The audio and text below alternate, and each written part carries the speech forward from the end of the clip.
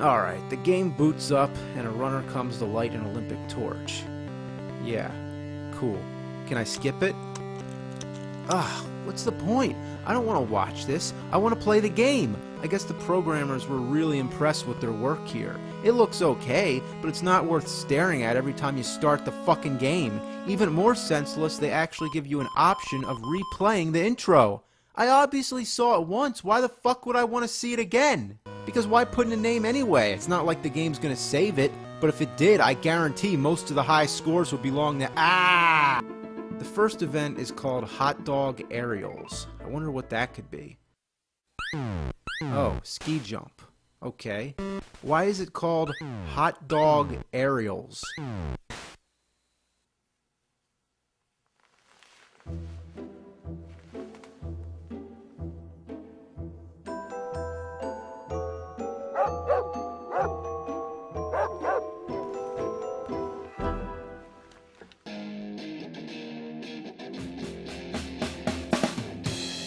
Gonna take you back to the past to play the shitty games that suck ass. He'd rather have a buffalo take a diarrhea dump in his ear. He'd rather eat the rotten asshole of a roadkill stump and down it with beer.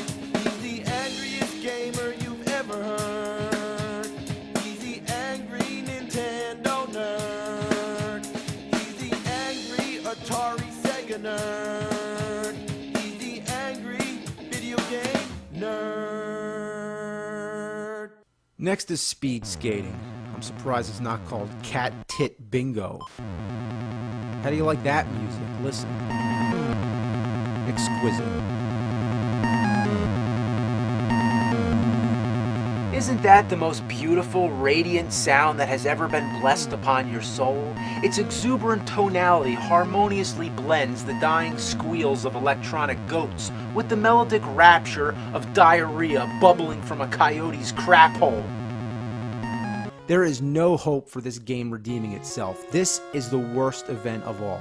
I don't know how the point system is judged, but the idea is to simply make this girl do all kinds of ice skating tricks. You mash the D-pad all around and try tapping the buttons, and all that happens, she falls flat on her face. Very rarely I was able to get her to spin, but the final score always results in a 0.0. That's pretty harsh. You don't even get a decibel point for spinning around.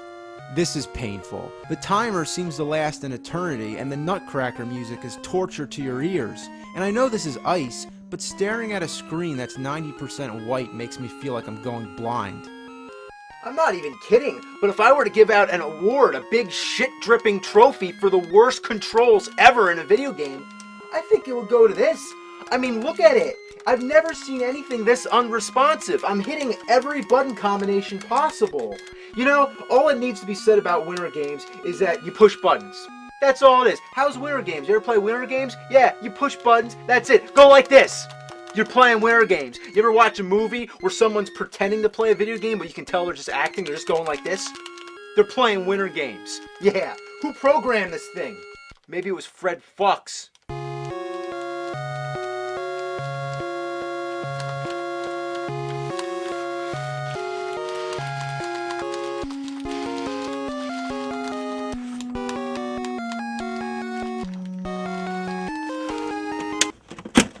This is a blizzard of balls! I can't believe humanity was capable of degrading itself so low as to produce such an insulting catastrophe of ass! Do not store in extreme temperatures. Do not immerse in water. Do not clean with benzene, thinner, alcohol, or other such solvents. Do not hit or drop cartridge. Do not attempt to disassemble.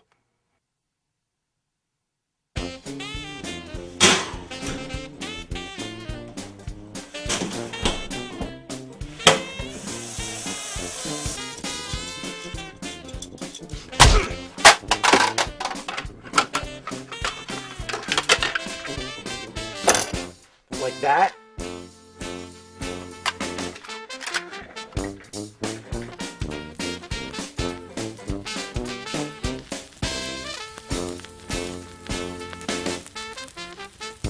Burn, motherfucker, burn!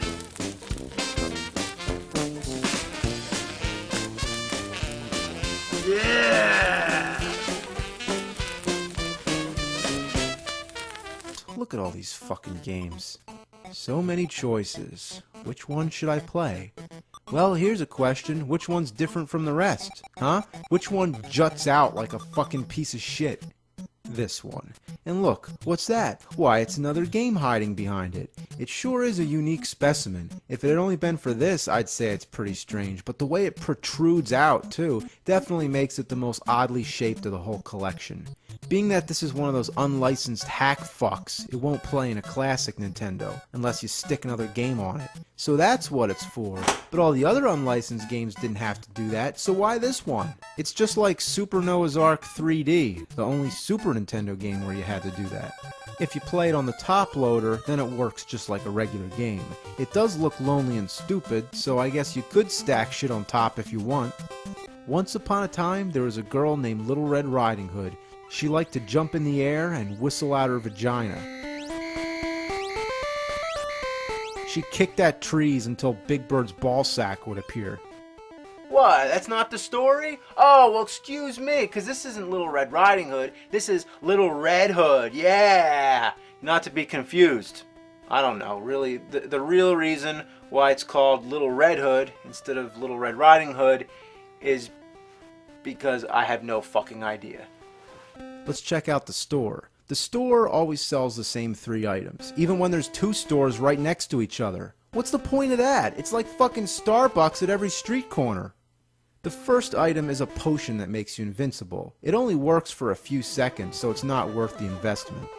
The second item is a heart that regains your health. But tell me, why is your health indicated by those traditional fake Valentine-looking hearts when the heart you buy in the store is like a real human heart?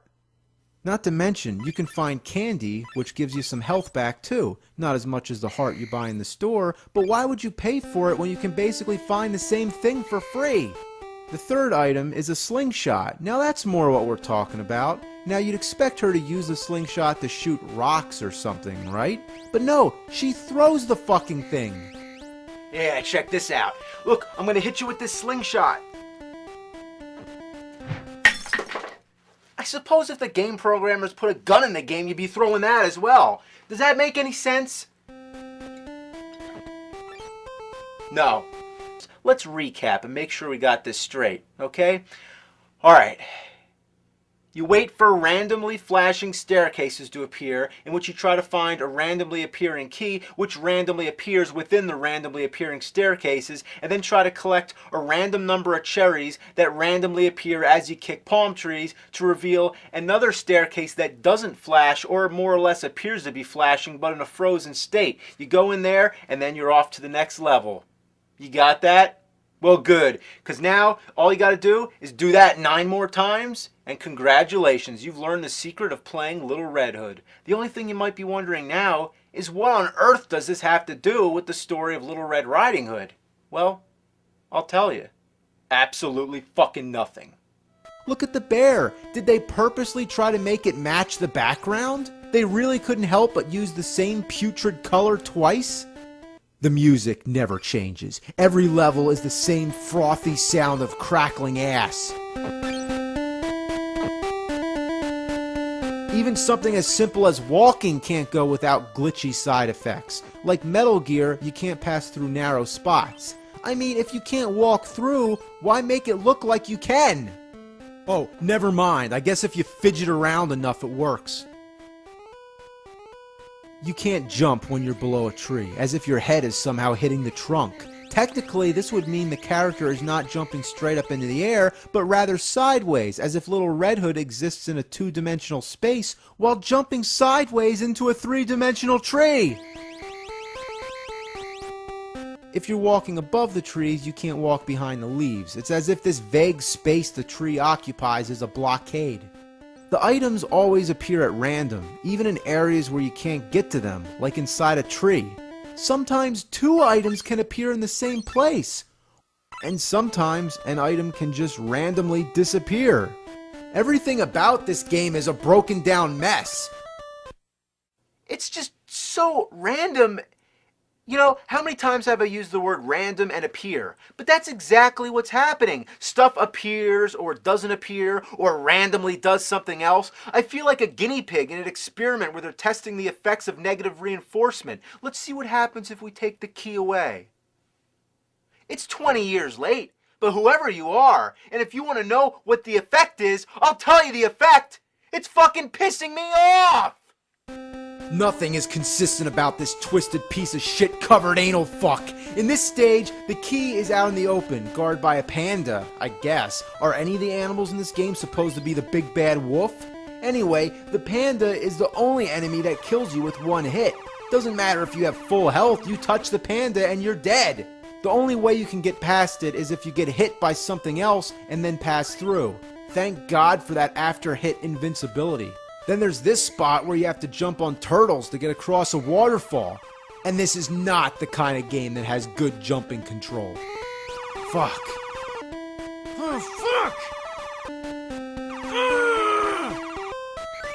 Fuck! Level 5 is a C level.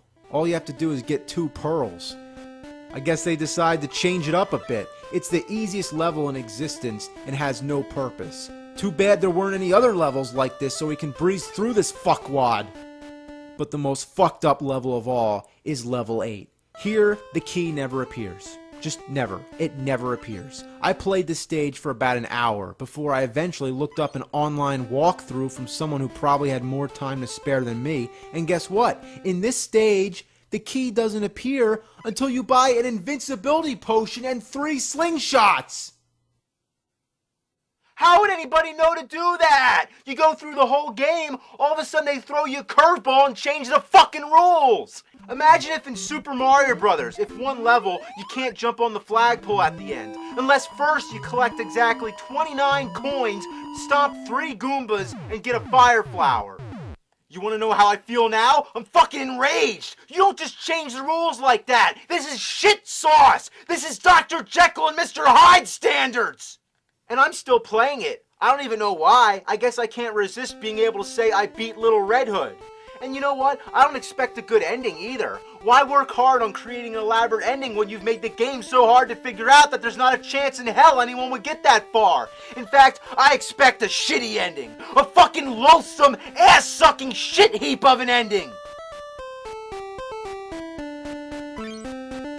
Oh, my dear Little Red Hood. Thank you for your coming.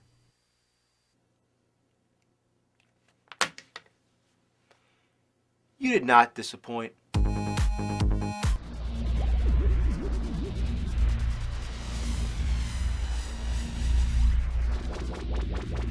What the hell's all this shit?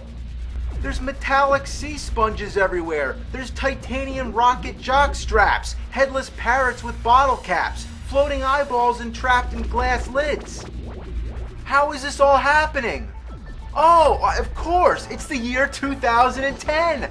Holy shit, this was all foreseen in the game Street Fighter 2010. Yeah, I should have known. It's crazy. Remember how futuristic the year 2000 seemed? My whole childhood, it seemed like every movie, every video game, it was always 2000. It sounded so high-tech and so far away. But now, fuck that! It's the 10-year anniversary of the year 2000. In 5 years, we're gonna have flying cars and hoverboards and self-lacing shoes. It better happen. Otherwise, they should have made it the year 3000. Even if they made it 2100, we'd all be dead. It wouldn't make a difference anyway. Better be a mystery than to be wrong. Anyway, the oldest Street Fighter game that most people have played was Street Fighter 2. But this one on the NES came before, and it just so happens to take place in 2010. Who would have thought that Street Fighter's past lied in the future, which is now the present? Let's take a look at this. I can only imagine. We're gonna be Tiger uppercutting through space and time. We're gonna be throwing sonic booms on the moon, Hadoukens up Uranus. Fuck Street Fighter 4. This is Street Fighter 2010. Target versus Ken. Okay, I know who Ken is, but Target? I'll accept that it's some weird devil with a scorpion stinger that doesn't exist in any other Street Fighter game, but are they really calling it Target? Maybe it's Tarjay. So, welcome to Street Fighter in Space. There may not be streets in space, but there are fights. The gameplay is unlike anything I can describe. It definitely doesn't feel like Street Fighter. It comes a little closer to Mega Man because of its laser ball projectiles and Ninja Gaiden because of climbing on walls, but even those games don't help describing it. No matter what you do, you always end up flipping around and grabbing onto everything in sight. It's as if the controls themselves are too futuristic and advanced for anyone to comprehend. When attacking, your enemies have to be right next to you or above you because you can only shoot straight ahead or straight up. There is a way to shoot down, but it involves doing some kind of aerial somersault, and you can only pop off one shot at a time if you're in midair. Oh, and by the way, to shoot diagonally up, you press down and B. I'm not kidding. You press down to shoot diagonally up. What the hell is this poop-plastered, shit-smothered piece of fuck? And what does it have to do with Street Fighter? Well, Ken's in it. That's about it. It has Ken, or more or less a guy in a spacesuit named Ken. I guess it would help if I read the backstory. Let's see. Ken, the Frontier, partner of Troy, Lab, Puddle of Jelly, Street Fighting Circus, Cyboplasm, Overdose, Violent Mutants. Alright, so what I get out of this is Ken won the street fighting circuit, then he became a scientist and invented some kind of thing called cyboplasm. I guess it's like ectoplasm, just with a little more cybo. And then his partner, some guy named Troy, was killed, and then the cyboplasm is stolen, and then everybody's turned to mutants, and basically, yeah, that's about it. I wouldn't be surprised. Ken is the only Street Fighter character in this game. No Guile, no Chun-Li, no M. Bison. Instead, we get Target, the scorpion devil alien from the year 2010. I guess we can make the best of it and just pretend it's Street Fighter.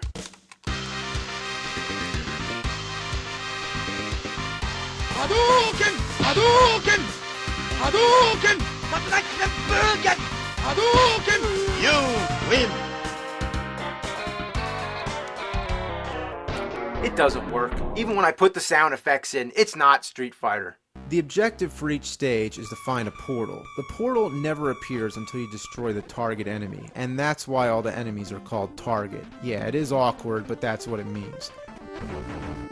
So you destroy the target, the portal appears somewhere, and you have to race and get to it within a very short time limit, and I mean very short. There's a time limit within the stage, too. I'm running around trying to kill this plant thing, but the motherfucker won't stay still. Come on, I'm running out of time! Fuck! The graphics look like some kind of weird cyber nightmare. I like it. It's kind of like a cross between Salvador Dali and H.R. Geiger. Other times, you're in a psychedelic limbo with clown music shooting at frogs. The background looks like one of those magic eye pictures, you know, the ones you're supposed to stare at and go cross-eyed. Each stage gets harder and pushes you to new levels of frustration. There's this stage where the screen keeps moving horizontally. If you don't make it through fast enough, you die. Sometimes you have to choose between taking the time to kill an enemy or just rushing through because you're gonna die anyway if you don't move your ass. Then there's this stage where the screen actually moves back and forth. The most difficult thing about this game is attacking. There's so many airborne enemies that you can't do anything about. I'm climbing on a fucking waterfall of diarrhea. I can't shoot up or down, and because the enemies are coming from up and down, that's really a fucking problem. Ugh, I can't shoot you! Get away from me! I'm getting murdered! I'm getting butt fucked up the dick! Then there's the sand stage where you have to fight a boss, but there isn't any foundation to be able to fight. You're jumping around in the sand trying to work your way to the bottom of the screen so you can shoot this guy, but every time you get low enough to shoot him, he shoots first and you gotta jump back up. You never get the chance. I wish all this fucking sand wasn't here. Then there's this stage where you have to shoot an eyeball on the ceiling, but there's no way to reach it unless you have full power up. But you can't go back and get any power up, so you're screwed. The only thing you can do here is wait for these mucus walls to build up, stand on the very edge right here, and then you have to face the opposite direction. And this is the only way you can hit this eyeball. But then good luck trying to avoid all the other shit coming at you. You can never pay attention to one thing at a time. This game is all about distractions, and it forces you to multitask. No matter how used to it you think you get, each level throws something different your way. You have to keep developing new strategies. This game is incredibly annoying, but it's also very stimulating. If the controls were less limited and some of its flaws were ironed over, I'd say it's an underrated NES classic. It gives you an adrenaline rush and it pisses you off just enough that you don't want to give up. Whenever you beat a stage after hours of trying, there's nothing more satisfying and triumphant than to hear that glorious sound. However, the final stage goes way too far. It's the most heartless and abominable end stage ever programmed. What you get here is an endurance round. You have to fight 3 bosses and then go on to a final boss who has 2 different forms, all on one single life. You die once, you go back. First, it's this fucking clam-shaped thing, then it's this fuck brain, then these 2 disappearing mummified armadillo robots in a room that randomly spouts fire all about. On top of trying to stay alive, you have to do it all before the time runs out. Oh look, I beat him, and the time's still going. Come on, I gotta get to the final boss. Yes, I made it! 2 seconds to spare. Then you get a cutscene. There's no way anybody's gonna bother to read this. Your heart is pounding so fast and you're ripping your hair out of your head wondering, what the fuck am I gonna have to fight now? I'm at the final boss. What is it? What is it? What? The fucking time limit? You think that after the cutscene the timer would start over. But no! You fight the 3 bosses, then it's the cutscene, then you fight 2 forms of the final boss. So that's basically 5 bosses in total, all on the same life bar and the same time limit. You get unlimited continues, so there's no excuse to shut off the game. You just keep playing and playing and playing. Eventually, you start to get good at it. You can blow through all these bosses, taking as little damage as possible, but then the time always runs out. So you do it real fast, but then you end up getting killed. Then you start to go through a phase where you get so frustrated that all the skill you've accumulated starts to weaken. So instead of getting better, you actually start to get worse because you've been playing the same fucking thing over and over. The final boss looks like a big blistering ball sack that swallowed Grimace. His only weak spot is the face. The ideal strategy is to climb onto the wall and keep shooting, but your beam doesn't reach. Not without full power-ups. You can try jumping off and shooting, but that takes too long. You don't have time. When you're plowing through the stage, you gotta stop and get all the power-ups. But that wastes time too. But you gotta do it. You gotta somehow make it all happen. You can't beat one boss flawlessly, but then fuck up a little on the next one. You gotta 1. Beat all the bosses without getting hurt too much. 2. Get all the power-ups. And 3. Do it fast as shit. All in one perfect run. But once you do it, man, you're on the fucking top of the world. Yeah, boom, boom.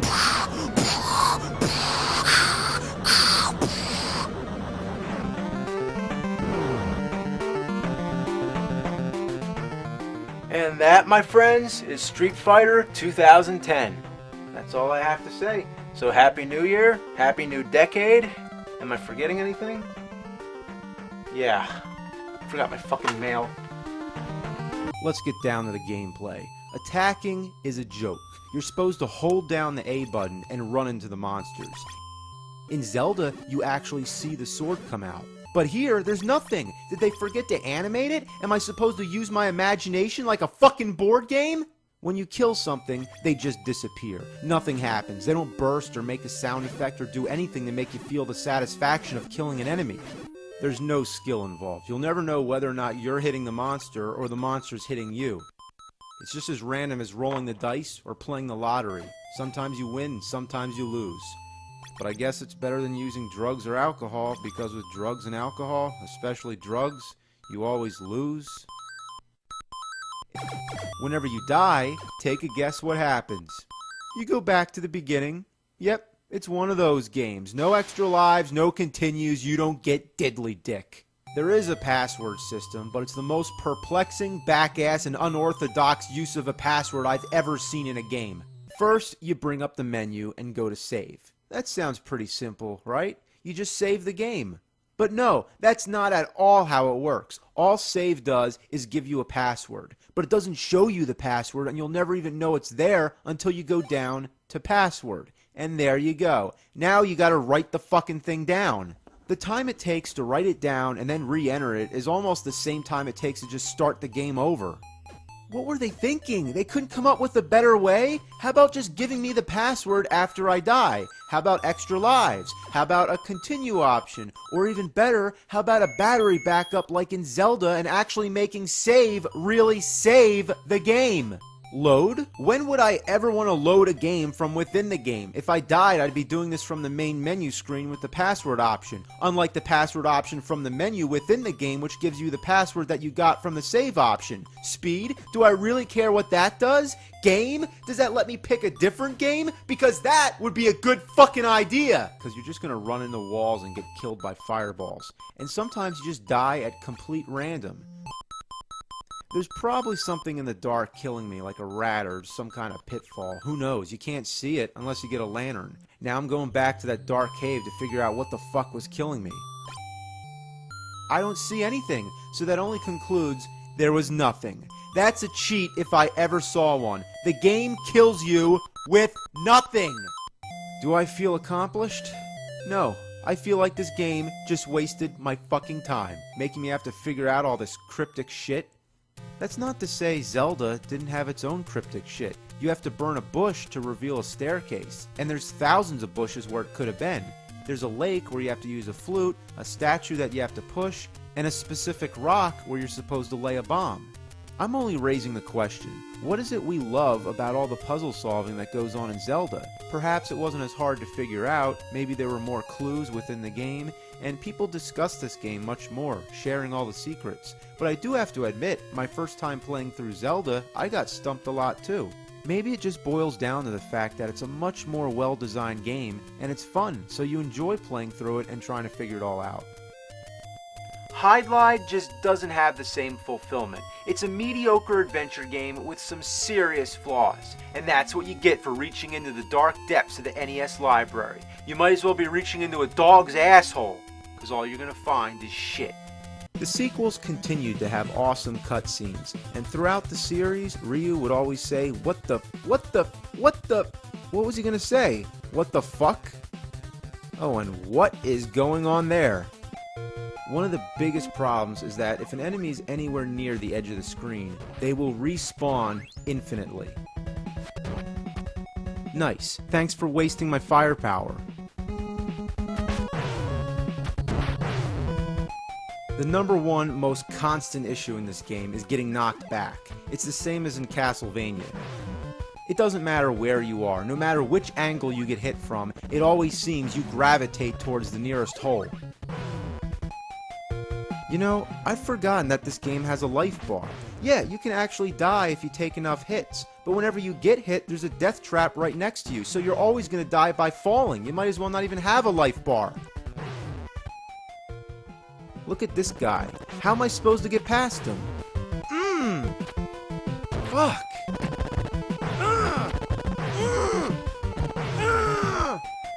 Fuck.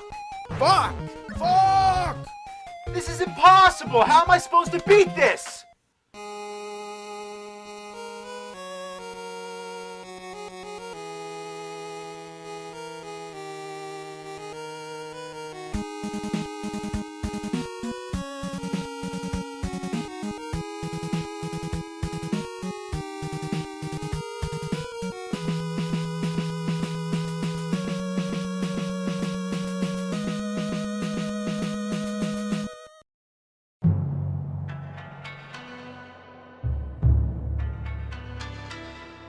Please, teach me how to beat Ninja Gaiden. Ninja Gaiden. I haven't heard that name in ages. Really? Normally they say Ninja Gaiden. Does that mean I'm worthy? Playing Ninja Gaiden is a secret art. Only the most determined players can defeat it. Sight! You must be quick. You must be strategic. Can you learn that, my boy? I've wanted to beat that game all my life. You realize before you can beat the game must beat you. And it has. For the past 20 years, it's kicked my ass. I love the game. I want to complete that love by finishing it. Very well.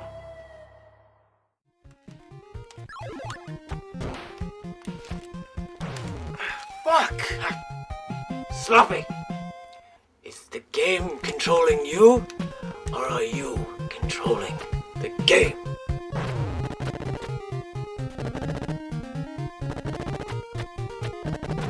God, I keep getting stuck on the wall. Ninja must be master of his environment. And what the fuck was that? Oh, come on. How was I supposed to know a bat was coming? A ninja must look beyond the borders of the screen. Got him. Oh, there's another bat. Try again. Practice. Unlimited continues means no game over. Game is only over when you make it over. What am I supposed to do? The bats keep coming. You must move. How is one to advance if you waste all your energy on one enemy? Oh, your mother. You must not act too quick or too late. Perceive the victory in your head, and your perceived future will be your present. Yeah! Good. No, I jumped a bat, got killed by a cat. That's the way this whole game is. It's just an endless cycle of things that kill you. Like a checkmate. Nerd, checkmate does not exist unless you make it exist. Think between the spaces, nerd. If you set a course for the moon and merely follow the stars, then you will miss that which you have set forth.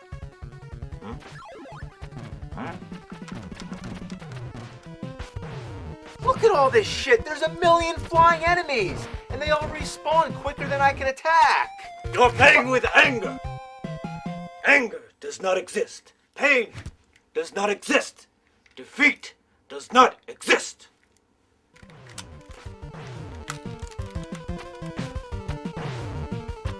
Ah! Before you leap, you must look.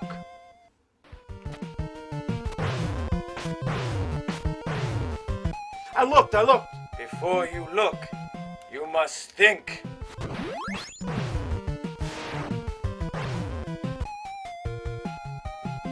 Before you think, you must feel.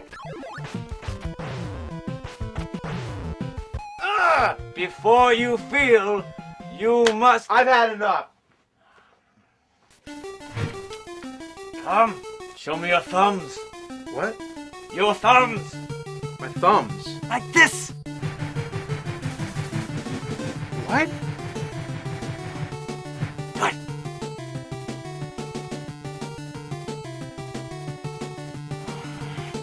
Faster. You are as slow as sloth taking shit. Come, we will develop speed. Q-tip. When I drop Q-tip, you catch with thumb. Side. Too slow. Again. Again. Ha, perfecto. Ha, perfecto. Side. Ha. Very, very slow. Side. Too slow. One more time. Focus. Ready? I told you not to fail. Say. We learn rhythm. Speed is rhythm. Rhythm is life. See? This is impossible. How is a human being supposed to be faster than a machine? Game machine. Machine predictable. You not. What? No chopper offer.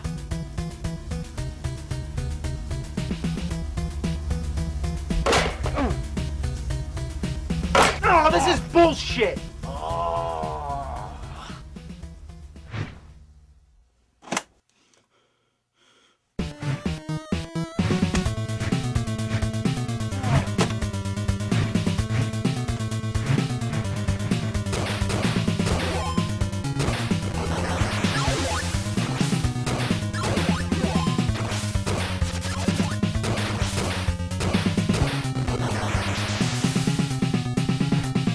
That's unbelievable! With that attitude, you'll never succeed.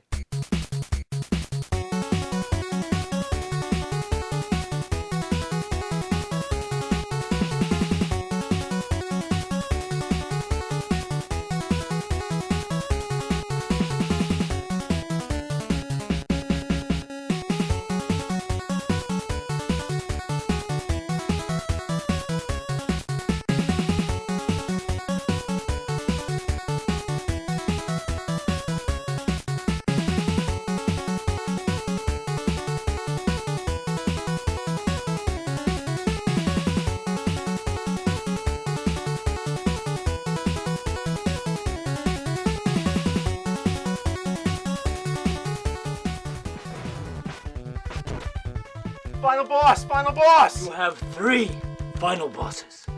The first boss isn't too hard once you know how it's done, but the second boss is a nightmare. His fireballs never miss. They follow you everywhere you go.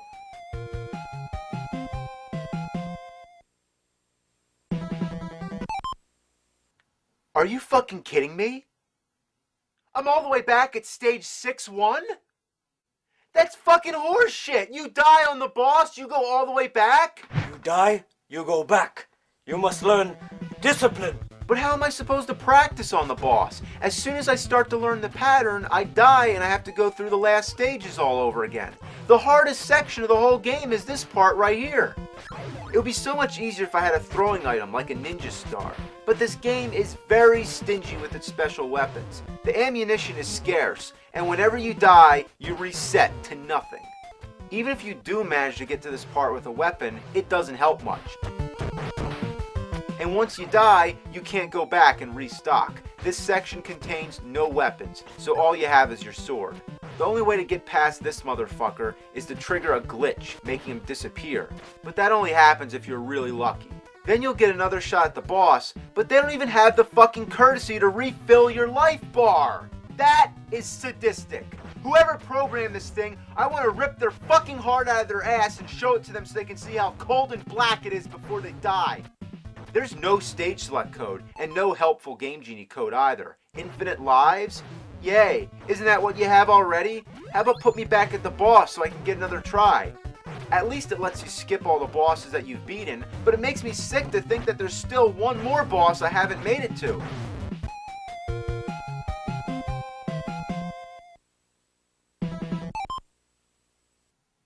I give up. You must not give up.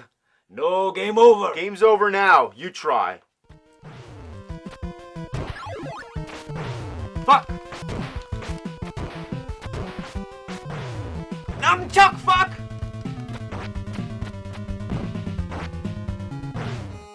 Balls! You know, the whole fucking trilogy is impossible. The first game sends you back, the second has the stage hazards, and the third one has game overs. So it's like pick your poison. Well, I got my poison right here.